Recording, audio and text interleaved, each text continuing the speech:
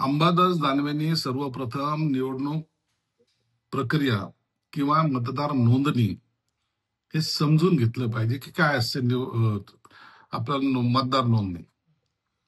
मतदार नोंदणी ही कधीही कोणत्याही वेळेला तुम्हाला करता येते.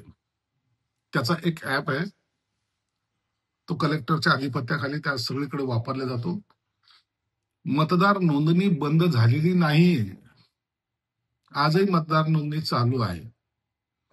फक्त निवडणूक आयोगाने 31 जुलैची जी काही यादी होती ती सीज केलेली आहे. त्यानुसारच निवडणुका घ्यायचे हे निवडणूक आयोगाने जाहीर केलेलं आहे. आणि म्हणून त्याच्यानंतरचे जे काही नावं असतील ते दुबार कुठे येणार नाहीत. तुम्हाला आज मतदार नोंदणी करता येईल, परंतु मतदार त्या यादीला मान्यता मिळाल्यानंतर पूर्वीच्या यादीतलं नाव तुमचं हे कमी केलं जाईल आणि त्याचा तसा अर्ज, रीतसर अर्ज तुम्हाला द्यावा लागतो. ही प्रक्रियेचा भाग आहे. गोंधळ झाला, गडबड झाली, अरे आज जा ना, नोंदणी चालू आहे ना. परंतु यांना असं वाटतंय की मतदार नोंदणी बंद झालेली आहे. ज्यांना काही माहिती नाही ना, ते असे मूर्खासारखे स्टेटमेंट देतात आणि त्यांना वाटतं काहीतरी फार मोठा काहीतरी गोंधळ झालाय आणि आता काहीतरी याद्या बदलण्यात येत आहेत. असं काही झालेलं नाही. आणि याची त्यांना जर माहिती नसेल तर त्यांनी कलेक्टरकडून घेणं अपेक्षित आहे. अनायशा त्या बैठकीला नाही म्हणता येणार, परंतु त्या दिवशी मी सुद्धा वर्षावर होतो. कोणतीही चर्चा मुख्यमंत्र्यांबरोबर अजितदादाची त्या प्रकारे झाल्याची माहिती आम्हाला नाहीये. महायुतीमध्ये कोणतंही वितुष्ट नाहीये आणि असा कोणता इशारा त्याने दिलेला सुद्धा नाही. या ज्या काही बातम्या बनवता येतात ना, हे यासाठी की महायुतीमध्ये काहीतरी गोंधळ चालू आहे असं चित्र बाहेर जावं. परंतु महायुती अत्यंत मजबूतीने पुढे चालू आहे.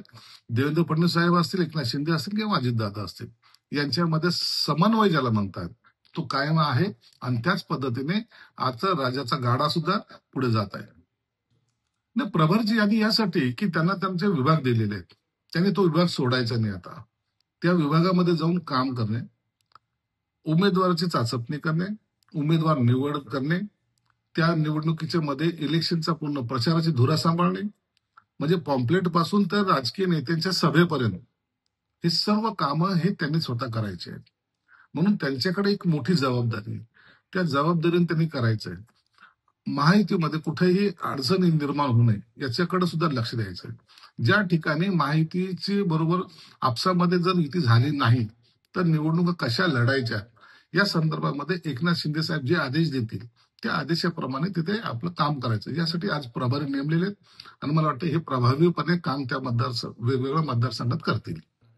मुंबईची तयारी फार पूर्वीपासून चालू आहे आणि सर्वात महत्वाचं असं आहे की आमच्या पक्षाकडे जवळपास 51 नगरसेवक उभाट्याचे आलेले आहेत.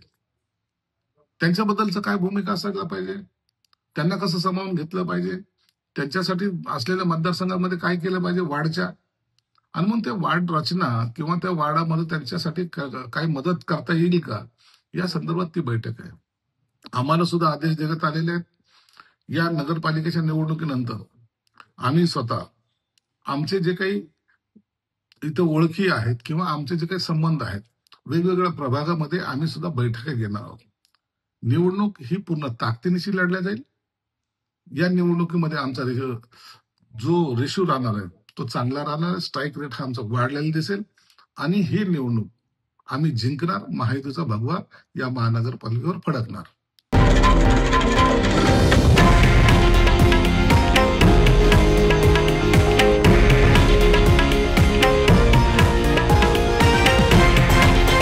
हे आहे देशातील नंबर 1 न्यूज नेटवर्क आणि आपण पाहत आहात TV9 मराठी, एकमेव.